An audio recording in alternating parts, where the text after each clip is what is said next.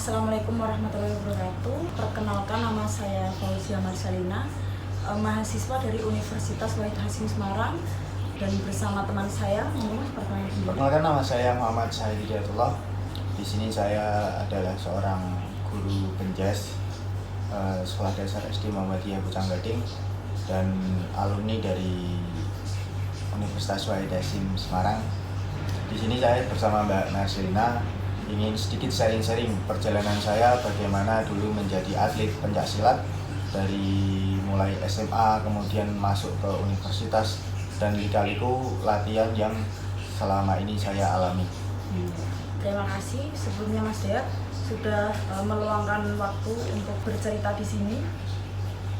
Sebelumnya saya ingin sedikit bertanya ya Mas tentang diri Anda. Boleh Mas ceritakan bagaimana sih perjalanan Anda menjadi seorang atlet? Jadi perjalanan saya menjadi seorang atlet itu dimulai dari ketika saya masuk di sekolah menengah pertama. Jadi di situ ada ekstrakurikuler. Waktu itu namanya Satria Ruyung Sakti. Jadi saya hanya ikutan dulu Mbak.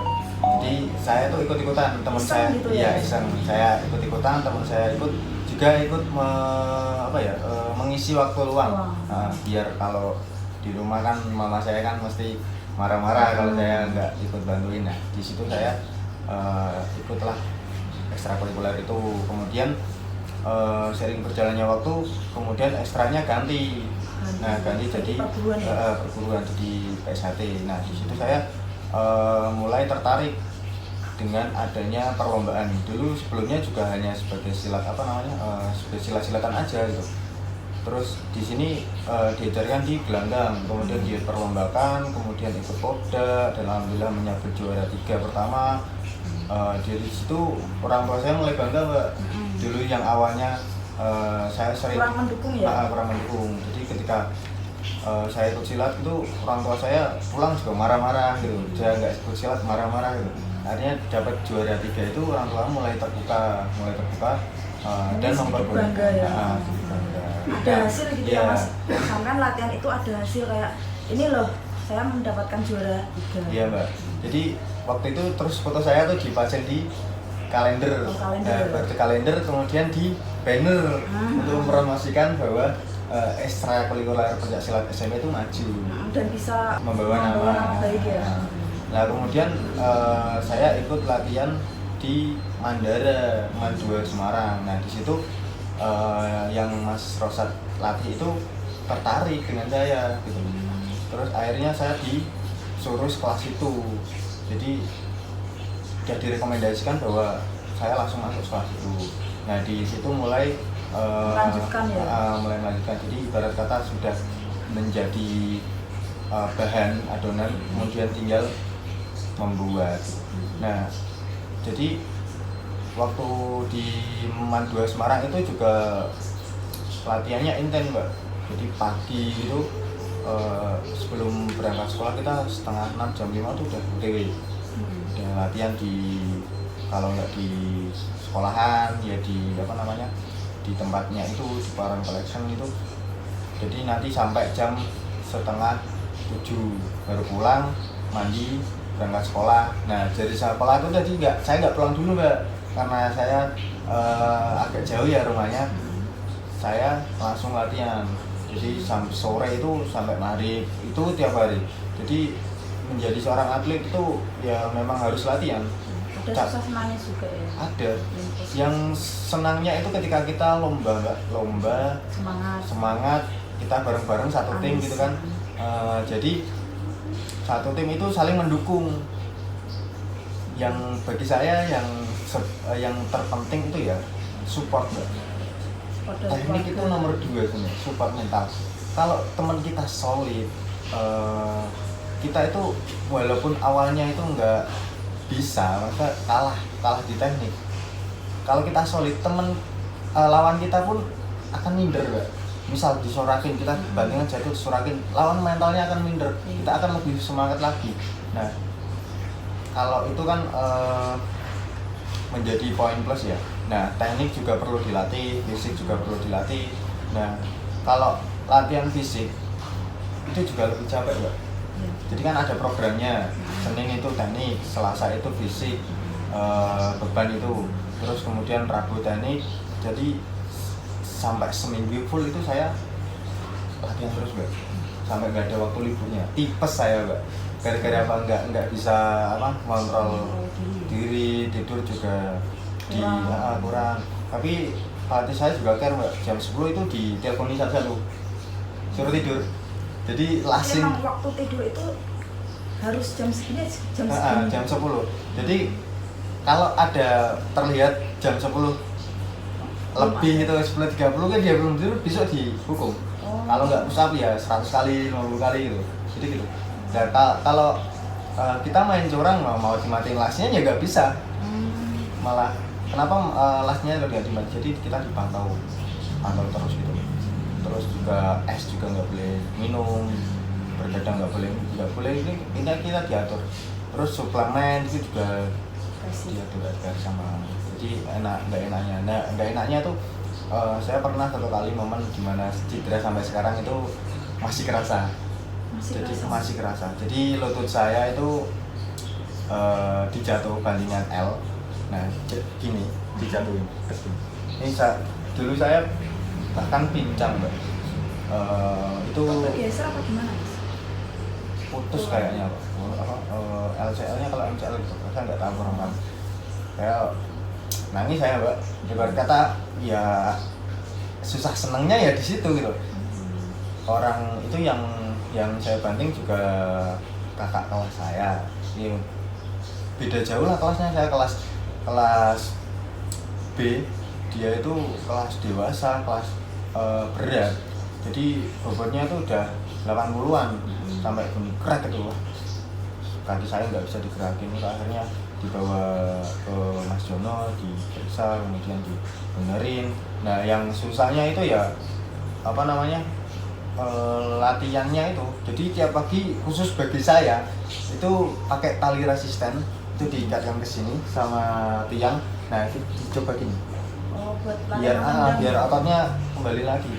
Itu paling berat Mbak. Sampai sekarang itu susah gitu. Kadang kalau linu itu di sini tuh nyut kadang pincang gitu. Tapi ya alhamdulillah ya sekarang udah mulai sembuh gitu. Keren sekali ya Mas. Kita lanjut pertanyaan selanjutnya. Apa sih kesan pertama Anda yang paling menyenangkan dan menyedihkan saat lomba berlangsung? Mungkin tadi juga sudah menjadi jawaban ya Mas ya, karena tadi juga sudah sempat bercerita. Ya susah senangnya pasti ada ya teman-teman. Jadi ya semua kegiatan itu pasti ada minus dan plusnya. Iya. Pelajaran buat kita semua. Lanjut lagi Mas. Apa sih yang membuat Anda mau menjadi seorang atlet? Kenapa nggak memilih jalan lainnya? Kenapa Anda itu tertarik terjun ke dunia atlet? Ya mungkin salah satu alasannya bisa karena Mas Dayat ini seorang cowok ya. Karena kalau cewek kan mungkin lebih ke seni. Kalau cowok kan biasanya kan suka berkelahi ya Mas ya. Yang pertama itu sebenarnya Ya, awalnya coba-coba Mbak. Awalnya coba-coba. Gitu. Jadi awalnya itu coba-coba, terus akhirnya ada teman saya yang nemenin saya juga, terus suka gitu. Akhirnya berkata saya dulunya yang awalnya tuh dibully Mbak. Pernah dibully waktu Bulinya SMP. tuh fisik atau Ya cuman saya kan dulu SMP kecil Mbak. Kecil teman-teman gede-gede gitu. Terus ya ibaratnya dibully. Terus saya kan cuman diem gitu kan. Terus akhirnya saya ikut silat lah. Nah ikut silat tambah dibully Mbak. Pasti bulinya kayak, wih ini cah silat nih. Enggak. Dia tuh saya lewat tangga tuh dia loh, ciat gitu. Ciat gitu. Panik gelut pernah, berani bertengkar enggak, ayo handle ini duel gitu. Terus akhirnya saya juga enggak melayani kan. Terus saya bilang gini, kalau mau dilatih aja Mas. Dia juga nggak berani kan karena memang ada pelatih saya di situ.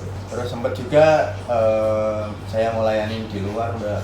Jadi waktu itu kan sempat juga di luar. Mau bertengkar sama orang tua. Iya. Saya ajak ketemuan di pinggir sungai. Dia tuh 2, saya 1. Oh, dia bawa temennya. 2, ada 5, saya bawa 3, dia 2. Ya kita duel situ kan. Dia kalah. Terus temennya ngeroyok, saya dikeroyok orang 2. Terus yang satunya tuh waktu itu saya pukul, sininya sobek. Terus sampai sempat ke ranah hukum nggak apa? mau dikira ranah hukum, karena memang dulunya dia yang mulai. Saya bawa aja, mas, saya juga mengakui saya salah gitu kan.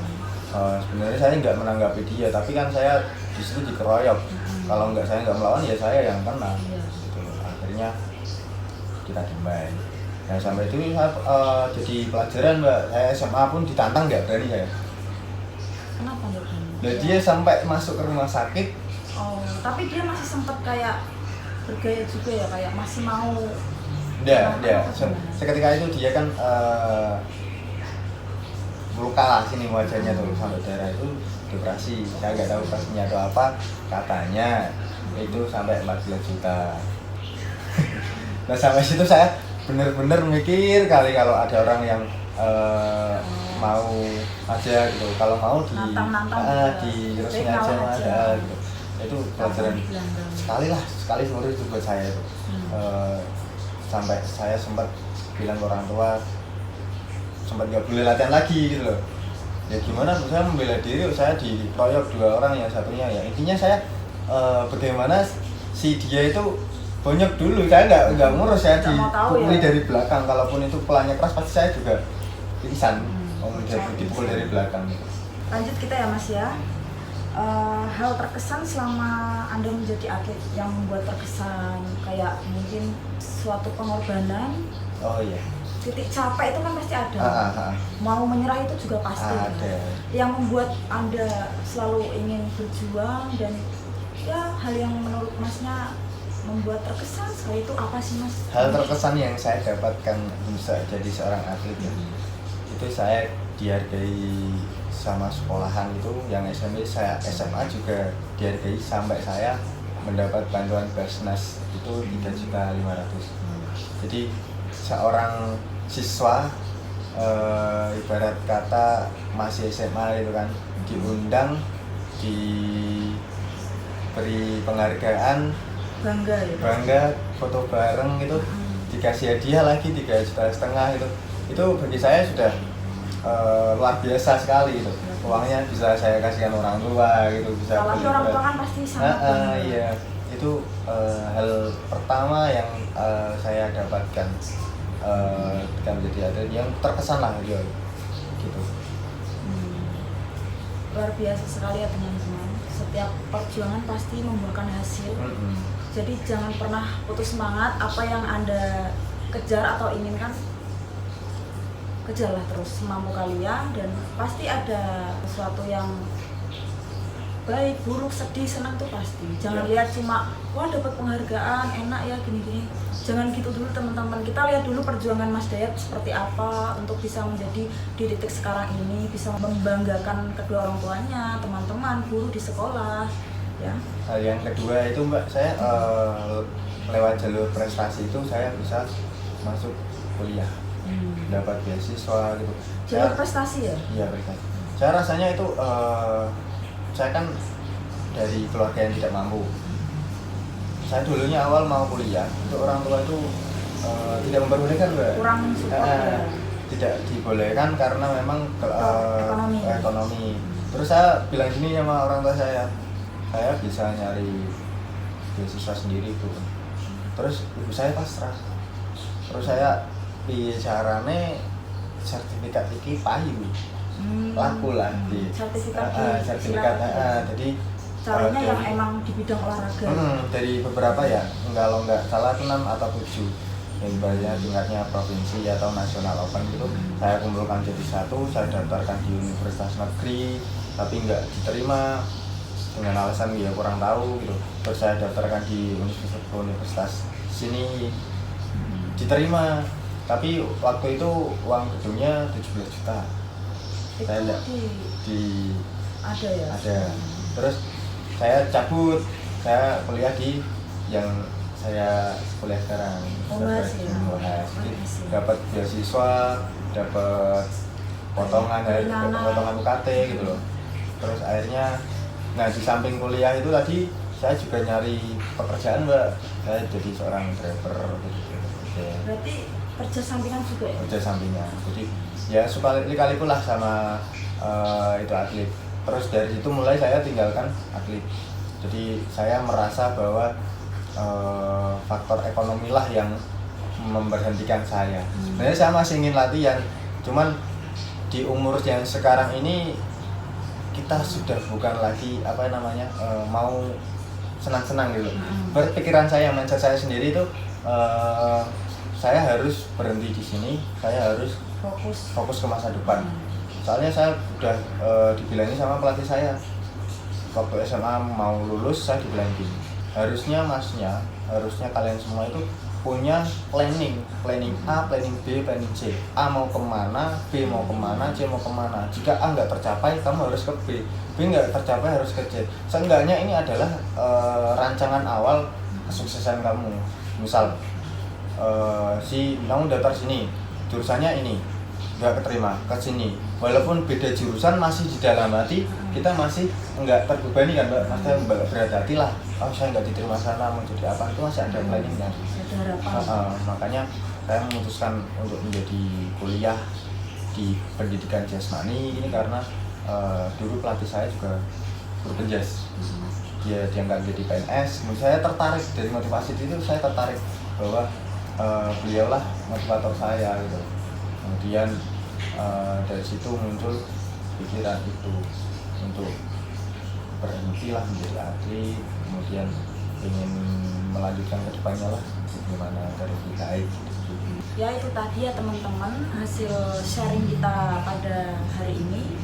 Luar biasa sekali perjalanan hidup Mas Dayat menjadi seorang atlet ya teman-teman. Susahnya ada, senangnya ada ya. Baiknya ditiru, yang masalah berantem tadi jangan ya, itu tidak boleh ditiru. Lebih baik kalau misal ada yang mau ngajak berantem sekalian di gelanggang di pertandingan ya Mas ya, itu lebih keren menurut kita ya. Jangan di kayak apa sih di jalanan tuh kayak kreak-kreak ya. Nggak boleh seperti itu teman-teman. Saya kira cukup.